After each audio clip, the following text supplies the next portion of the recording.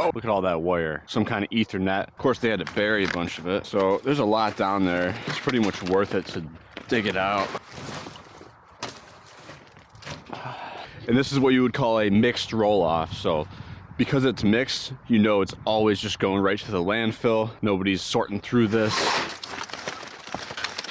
The other thing is this is making this dumpster lighter. The company can save money, they can throw more stuff in here. It's helping everybody out.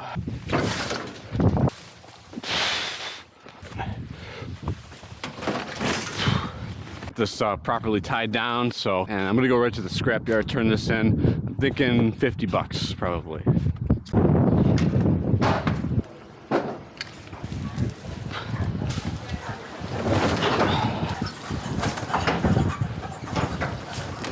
All right, made 50 bucks on that wire and a bit of aluminum. Had 108 pounds of wire at 40 cents a pound. They classified it as copper #2 insulated. So that's cat wire, appliance wire, just like the low grade wire, and then some aluminum at 42 cents a pound. So not bad for probably a half an hour's work of gathering it and bringing it to the scrapyard.